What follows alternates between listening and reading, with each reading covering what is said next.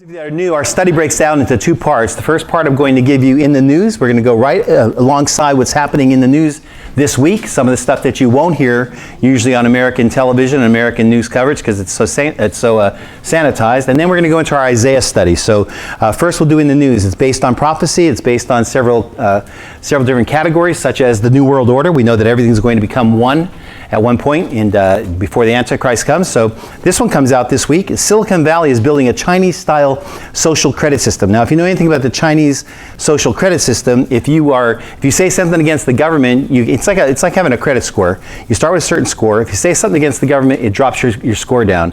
If you associate with people that the government doesn't like, it drops your score down. If you do something that's conservative and they don't like it, they drop your score down. What does that mean? Well, you won't be able to buy a house. You won't be able to get any loans. You won't be able to get cars. And so they're using it to kind of control their population. So when I started reporting that to you and telling you that, it was pretty horrendous to hear about it in China. But now we're starting to see it in America. Let me show you how. And as a matter of fact, two articles. Alan, where are you? Show me that. We'll talk about that one in a moment. Listen to this one. Companies in the United States, and more specifically Silicon Valley, are building a social credit system for individuals, much like the social credit system Communist China used to control its population. This authoritarian control is different in one way. It's being done by corporations as opposed to the government. So make no mistake, it says, though the corporations building a social credit system in the U.S. are already another arm of the government, they are lobbying and using the money to get to certain politicians elected. This is the very definition of crony corporatism. If anyone thinks we live in a democracy or constitutional republic, they're either wholly uninformed, brainwashed, or willfully ignorant. While many Westerns are disturbed by what they read about China's social credit system, they need to realize they live under a system that is similar. Such systems are not unique to China. In fact, a parallel system is developing in the United States, in part as the result of Silicon Valley and technology industry users' policies, and by surveillance of social media activity by private companies. This will all make sense in a moment.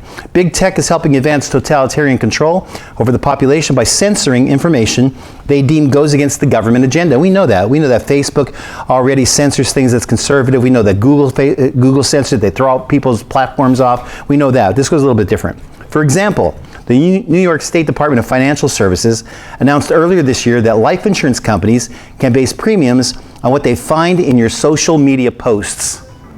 That's pretty scary. Listen to what it says. That Instagram pic showing you teasing a grizzly bear at Yellowstone with a martini in one hand, a bucket of cheese fries in the other, and a cigarette in your mouth could cost you. On the other hand, a Facebook post showing you doing yoga might save you money. Airbnb, anybody know what that is? Airbnb can disable your account for life for any reason it chooses, and it reserves the right not to tell you the reason. The company's canned message includes the assertion that this decision is irreversible and will affect all duplicated or future accounts. The ban can be based on something the host privately tells Airbnb about something they believe you did while staying at their property. It's a rental properties. So, and their competitors have similar policies. It's now easy to get banned by Uber, too. How many have ever taken an Uber? You can get banned by it. Let me tell you what you don't know about Uber. Whenever you get out of the car after an Uber ride, the app invites you to rate the driver. What many passengers don't know is that the driver now also gets an invitation to rate you. Under a new policy announced in May, if your average rating is significantly below average, Uber will ban you from their services. So obviously, if you act up in the car, if you say something, or if you're mean to the driver, he can rate you, and so they will ban you from services all over the country. So you won't be able to take an Uber. It's a control. You can be banned on WhatsApp if too many other users block you. An increasing number of societal privileges related to transportation, accommodations, communications, and the rates we pay for services like insurance are either controlled by technology companies or affected by how we use technology services, all the while Silicon Valley's rules for being allowed to use their services are getting stricter. All of the companies participating in these types of behavioral controls want one thing, and it's the same thing the government wants: power. And so we're watching that happen. It's going to get more and more strict. It's going to get more and more constricted also. We're watching government become too much of a control in everything, and Silicon Valley's playing right into their hands. And so when we talk about a one worldism, we talk about the Antichrist bringing everything into one, you can't buy or sell. We're seeing that happen. We're seeing the dots right now, and all we need to do is start connecting some of the dots, and it's going to get to that spot where the image of Revelation pops up. And I'm not Chicken Little that the sky's falling. This is exactly what's happening. There's the social credit that they're doing. Let me give you a little bit more as we go into war, and there's a lot of things around the globe that's happening. Jesus said that there'll be wars and rumors of wars right before he came back, and we're watching that. Now, there's always been wars, But our world is really in turmoil right now. Guns fall silent, but Hezbollah threat remains. Israel's success in foiling Hezbollah's revenge attack on Sunday. Hezbollah was going to bomb Israel this last Sunday. Now, I know that sounds strange because some of you are going to Israel, and maybe you get a little bit upset, but they were going to bomb them. They were going to retaliate. And here's what Israel did.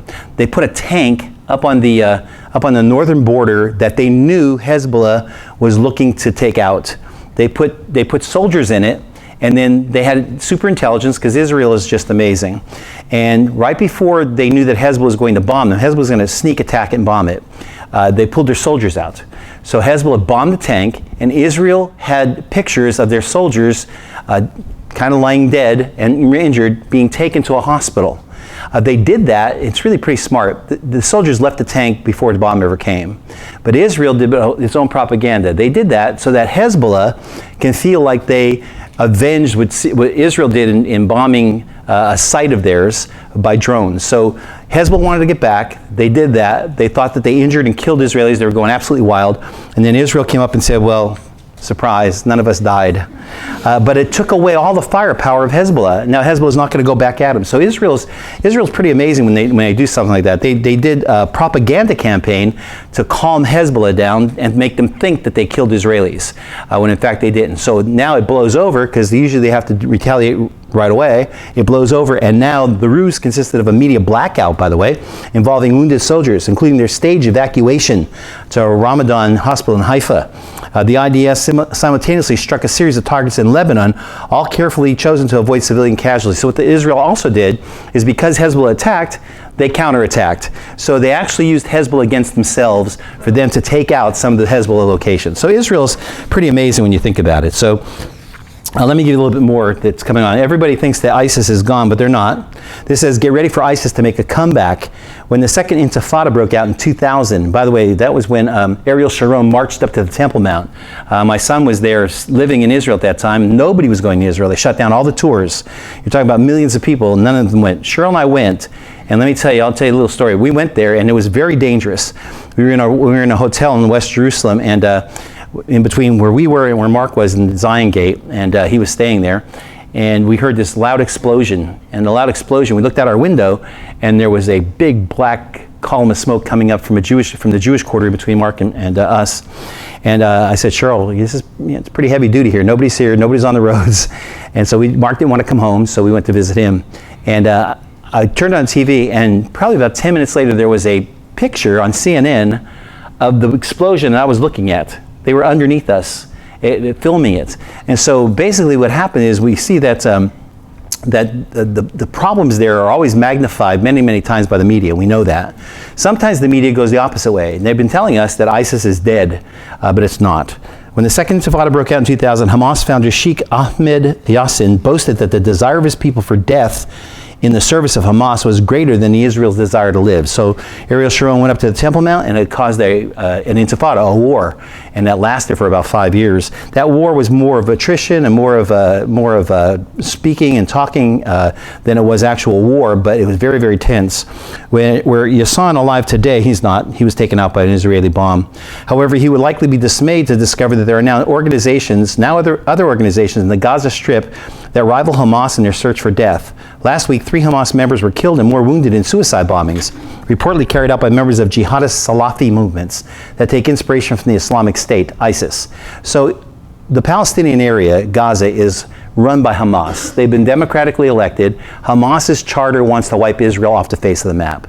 Hamas is killing its own people. Its people are in abject poverty. They're taking all their money and they're spending it for armaments or tunnels to get into Israel. So their people are complaining about Hamas. In the meantime, jihadist Salafi is mounting an offense in Palestine, in the Gaza Strip. Hamas doesn't like them. Listen, the Bible says that when Ishmael has sons, that they would be at the brothers' throats. And so what's happening is they're fighting among themselves now on who can beat Israel or who can fight Israel. So Hamas is actually killing some of their people that are in this other jihadist group. Does that make any sense to you? It doesn't make any to me, but they're killing them because they're fighting for who's going to destroy Israel. But ISIS now is also alive, so it's making its way into the Gaza Strip. It's not only active in Gaza and Sinai. It turns out that Africa hasn't heard the news that ISIS has been defeated. In the past few months alone, Islamic terrorist movements in Mali and Burkina Faso have declared their loyalty to ISIS. And there are also other groups that have long been active in Nigeria, such as Boko Haram, Tunisia, Libya, Somalia. ISIS has also expanded its activities in Pakistan, India, and even Afghanistan, where one of its people recently carried out a terrorist bombing that targeted a wedding, killing 63 and wounding hundreds. All of this pales in comparison to the vitality ISIS is exhibiting in the deserts of Syria and Iraq, where it came into being and founded and ran its own nation for several years. So despite reports that ISIS has been contained, the organization continues to operate in Syria and Iraq. And according to reports in recent months, the group was behind numerous terrorist attacks against government or military targets in those countries that killed dozens and left hundreds wounded. So ISIS has in effect gone back to what it was as its founding just a few years ago, a subversive terrorist organization that enjoys the support of the local population among which it operates. So what's happening in the Middle East? Well, here's the problem. In the Middle East, we've had a lot of different players. When we have Russia coming into Afghanistan, by the way, Russia was defeated in Afghanistan. They were there 10 years and they were defeated in Afghanistan. Now they're backing Bashar al-Assad in Syria. Russia was in Afghanistan because Afghanistan's sitting on the world's largest untapped oil reserve, and Russia doesn't have access to a lot of oil. So that's why we're there. The Afghans amazingly defeated them. Then we saw ISIS start to be active in Syria and in Iran.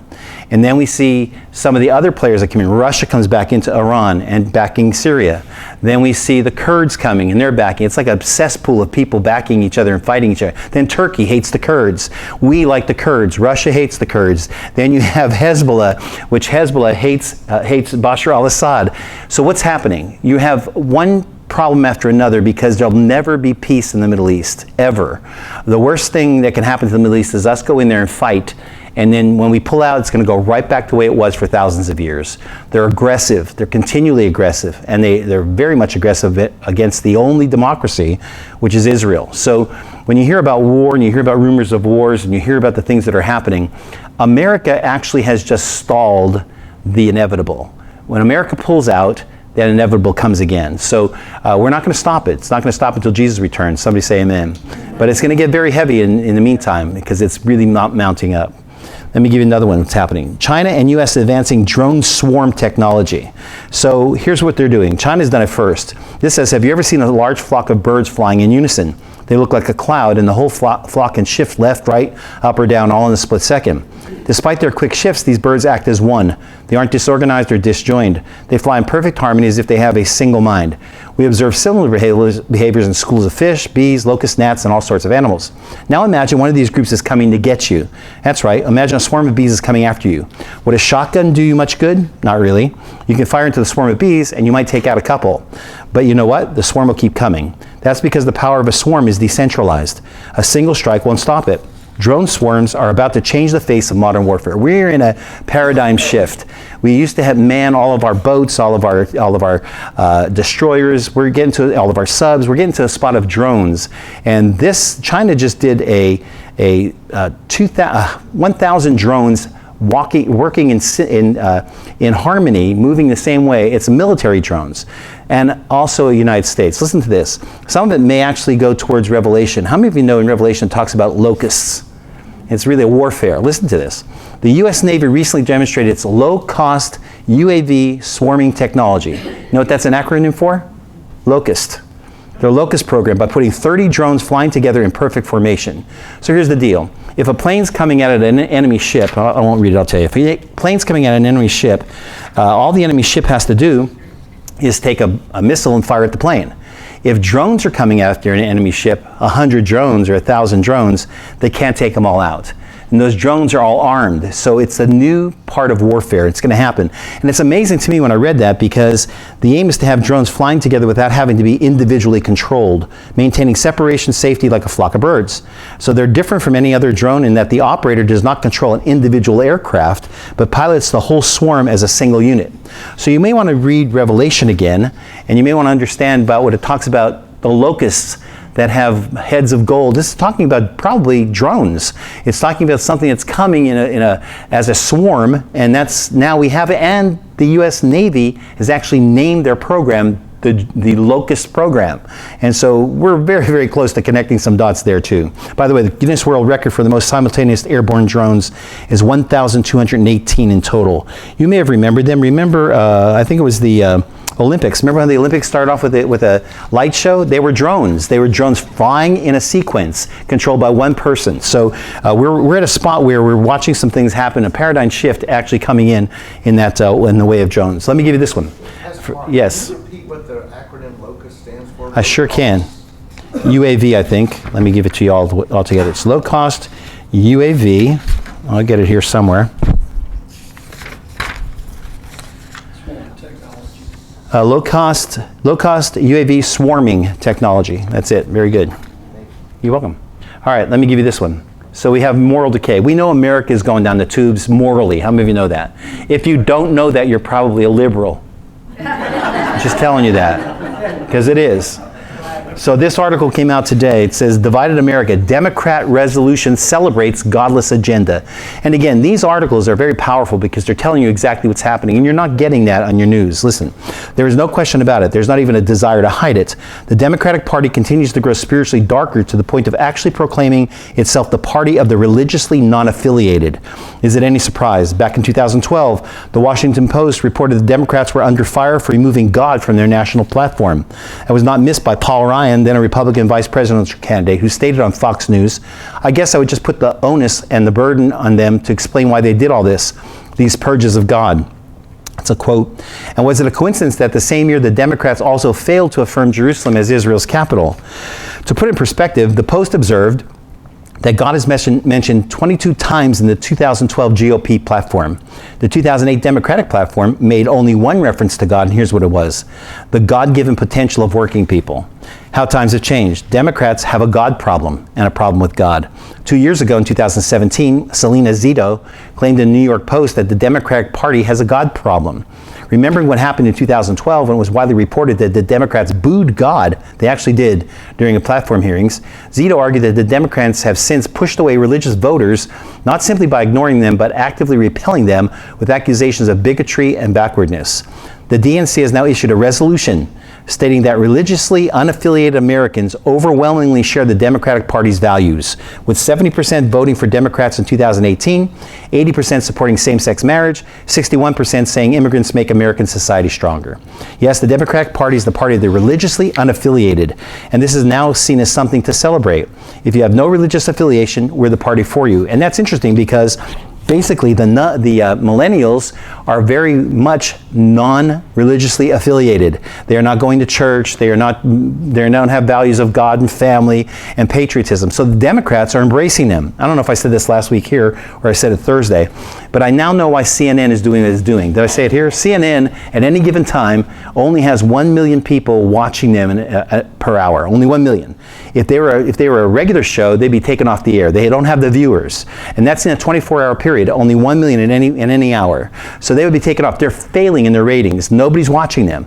So you have to ask a question. Why aren't they not changing their format and stop bashing Trump and conservatives? Does anybody know the reason why? I said it Thursday night. They're waiting for the older people to die off that have the values, and they want to be able to be the top news agency to the younger people who have no religious affiliation. And so that's the only reason. Otherwise, they'd be off the air.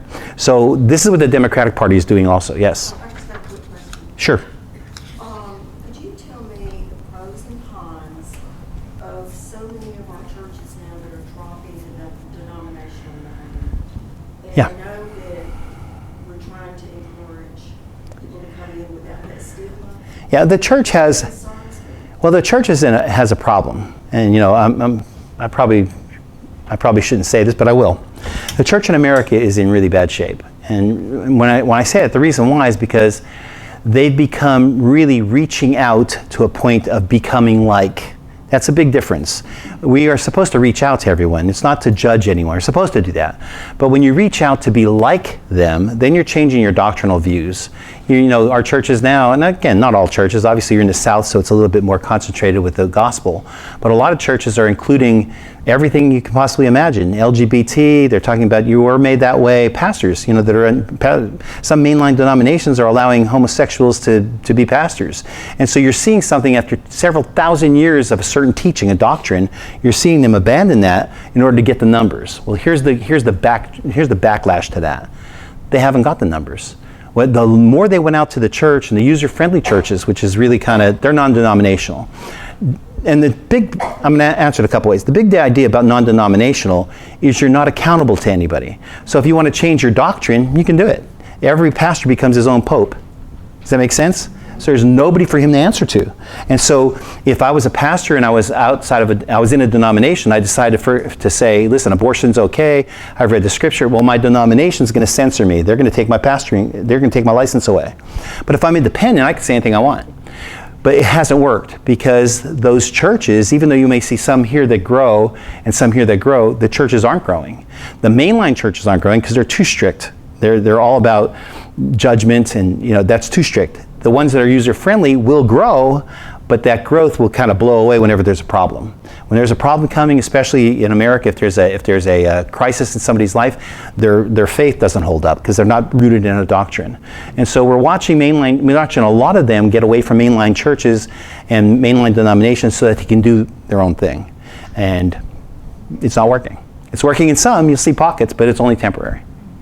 One big church in the area, somebody was telling me that, and I know the pastor, but they were telling me that the average person stays there about 5 years. It's a revolving door. It's new, it's nice, but then something deep comes, and their faith gets tested, and they don't have any depth to their faith. And so I'm concerned about the church in America, to be honest with you.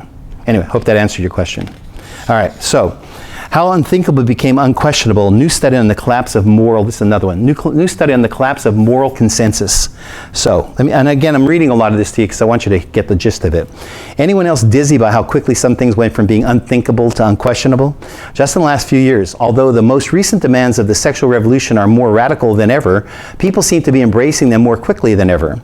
For example, when Andrew Sullivan first made a case for same-sex marriage in the New Republic back in 1989, the very notion was considered to be beyond the fringe, and it stayed that way for about 20 years.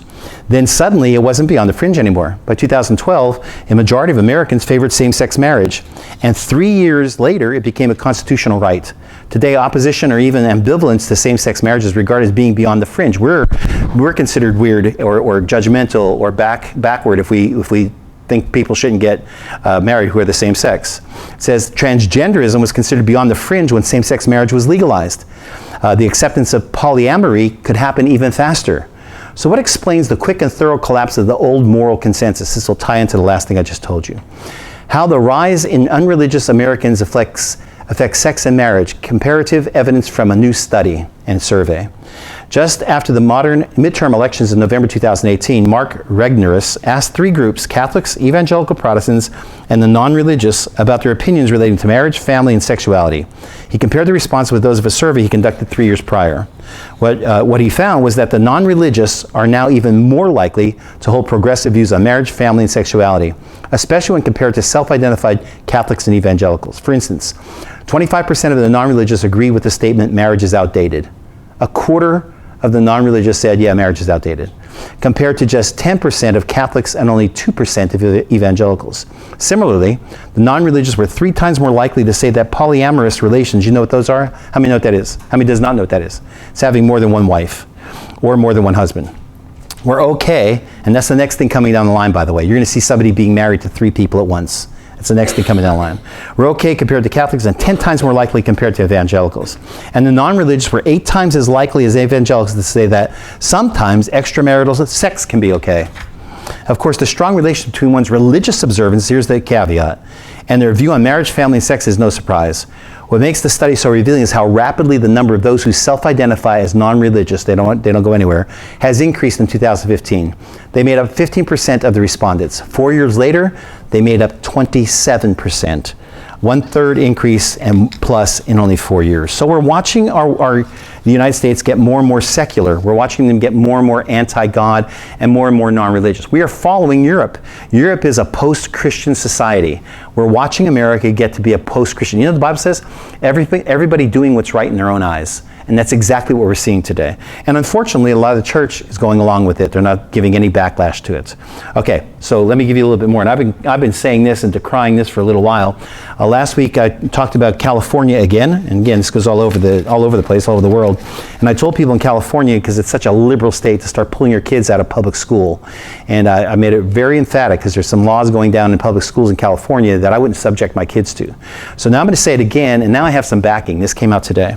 Top leaders, parents, get your children out of public schools. Citing indoctrination and sexualization of children in government schools, along with other concerns, a number of top conservatives and Christian voices across America have urged parents to remove their kids from public schools in recent days. Among the leaders who have joined the growing national chorus were talk radio host Rush Limbaugh, evangelist Franklin Graham, Christian leader David Lane, and Catholic talk show host Mother Miriam. And that's just a part of the list. Speaking on his radio, which estimates suggest is heard by over 15 million Americans, Limbaugh blamed government education for the sorry state of affairs in America. And for the first time ever, he brazenly urged parents to pull their children out and homeschool them. He says, "I think it's becoming very apparent to millennial parents of millennial kids," Limbaugh said. "Their kids are struggling in the wretched, horrible circumstances of the public school system. One of the answers to this mess, what's happening to our children, is homeschooling," he added. It's not just conservatives and Christian-oriented people who are choosing to pull their children out of public schools. Speaking on Fox Todd Starnes' radio show, Billy Graham Evangelist Association of Samaritanpur Chief Franklin Graham also urged parents to get their children out in a conversation about New Jersey's new law mandating LGBT lessons to school children. Graham said the time has come. So that's that article. Speaking of that, let me show you another one. This is Back to School. Back to School, Islamist indoctrination for U.S. kids. The new school year is upon us, and Access Islam, a program backed by the Department of Education, is under fire again after being accused of being an Islamic indoctrination program. The program claims to educate school children about religious diversity, but it's specifically geared towards Islam. Children in grades 5 through 12 are required to learn about the 5 pillars of Islam, then asked to make posters about them, read and interpret Islamic scripture from the Quran, and provide examples on how Muslims implement these lessons into their everyday lives. Could you imagine if Christianity was done that way in public schools? In Virginia, students in the program are required to copy the Shahada, the Muslim declaration of faith, which declares there is no God but Allah and Muhammad is his messenger. This is ridiculous. In New York, students were shown videos of Islamic terrorists justifying their acts against Israelis. In Massachusetts, students were given reading material funded by Arab states such as Saudi Arabia, which advocates for Palestine. It should be noted the U.S. Department of Education backing Access Islam contradicts the United States stance on the Israeli-Palestinian conflict, not to mention the separation from church and state. So we're watching something going that's pretty amazing to me. There is a certain point where education transforms into indoctrination. In this case, Islamic indoctrination. Many people have accused Access Islam of crossing the line. Moreover, in states where the program is taught, it is not offered as an elective course, but rather a required subject. You can't, and many parents have complained, but you can't take your children out of it. They get an F if they come out of it. So it's mandatory. So even though there's been a lot of people who have complained, children are told they will receive a failing grade if they don't complete the Access Islam assignments. Access Islam is more of an Islamic indoctrination program than an educational program. All right, so let's continue to go on. How many of you believe in climate control? How many believe in the climate warming? How many believe in global warming? Well, it's being debunked. Delling poll, Michael Hyde, the Decline Man, loses defamation lawsuit. Professor Michael Mann, the litigious climatologist who invented the discredited hockey stick charts about how climate change was affecting us, was implicated heavily in the ClimateGate scandal, has lost a long-running lawsuit against a Canadian climate skeptic, Dr. Tim Ball. Mann, director of the Earth System Science Center at Pennsylvania State University, has taken exception to a joke made by Ball in a 2011 interview that he should be in the state pen, not Penn State. He sued Ball for defamation in the British Columbia courts, and he lost. They came out today and said that he was wrong, that the British courts said that there's no proof on climate change. And so we're watching it over and over again. Let me give you another one that's coming on. This is from Australia. How many of you every now and then have had a bad neighbor? Hopefully he's not sitting next to you. All right, Perth vegan demands neighbors stop cooking barbecues. This is just, I just want to throw these in. It's just kind of good interest. She's taking her neighbors all the way to the Supreme Court, demanding they stop smoking cigarettes and they stop cooking barbecues in their backyard. Celia Garden is fed up with the smell of meat coming from her neighbor's yard next door. She says, quote, "They put it in there so I can smell the meat." I actually think they put it in there so they can eat it. I'm not really sure they... I can't enjoy my backyard. I can't go out there. Ms. Carden is a massage therapist, is also furious at cigarette smoke wafting into her backyard and the sound of children playing basketball next door. "It's been devastating to me," she said. "I can't sleep." So the neighbor that she's complaining about removed the grill and told his children to stop playing basketball. Her response? She still took him to the Supreme Court. And so it's kind of amazing when you see some of the things that are going on. All right, one last one. This is for your health. You ready for it? I hope you don't like Diet Coke. This is pretty shocking, especially on the amount of people that they studied. Just 2 Diet Cokes a day increase your risk of heart attack or stroke. Are you ready for this? By 50%. A major study says just 2 Diet Cokes a day increase your risk of dying young by 50%. And lovers of Diet Coke and Pepsi Max are the most at risk. The massive study was conducted on more than 450,000 people in Europe. Experts said the findings are shocking and concerning. They urge Europeans to switch to water. The researchers tracked their participants for 16 years, 450,000 people for 16 years. Huge data showing chances of early death in those who drank 2 or more diet drinks per day. All right, that is in the news for tonight. We have some diet drinks over there for you. And any questions about in the news? Anything at all? Anything to add? Take away. All right, I'm going to ask the ushers to come as we wait on you for our evening offering.